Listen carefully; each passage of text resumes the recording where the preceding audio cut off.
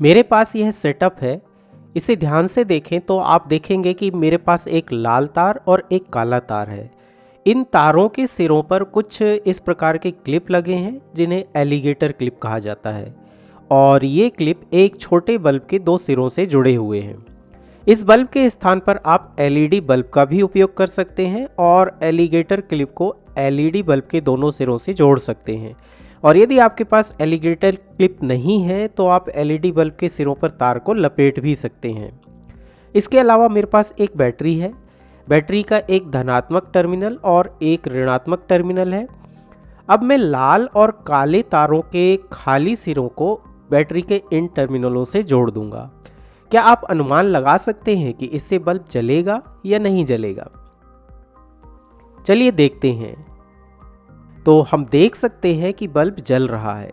जैसे ही मैं लाल और काले तारों के खाली सिरों को सेल के दोनों टर्मिनलों से जोड़ता हूं, बल्ब जलने लगता है। अब यदि आप इस सेटअप का आरेख बनाने का प्रयास करें तो यह आरेख कुछ इस तरह दिखेगा। हमने जो काला तार लिया था उसका एक सिरा बल्ब के एक टर्मिनल से जुड़ा था और दूसरा सिरा बैटरी के एक टर्मिनल से जुड़ा था। इसी प्रकार लाल तार का भी एक सिरा बल्ब से और दूसरा सिरा बैटरी के दूसरे टर्मिनल से जुड़ा था और इससे बल्ब जलने लगा था। लेकिन परिपथ के आरेख में हम बल्ब को अलग तरीके से दर्शाते हैं और बैटरी को अलग तरीके से दर्शाते हैं।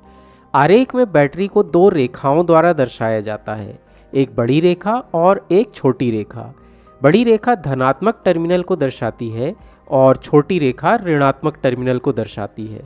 तो धनात्मक टर्मिनल से जुड़ा तार, जो काला तार था, वह बल्ब के एक टर्मिनल से जुड़ा हुआ था और आरेख में बल्ब को इस प्रतीक द्वारा दर्शाया जाता है। यहाँ एक वृत्त है जिसके अंदर एक क्रॉस का चिन्ह है जो बल्ब को दर्शाता है। इस बल्ब के दूसरे टर्मिनल से लाल तार जुड़ा हुआ है जो बैटरी के ऋणात्मक टर्मिनल से जुड़ जाता है। तो यह उस साधारण परिपथ का आरेख है जिसे हमने अभी देखा था।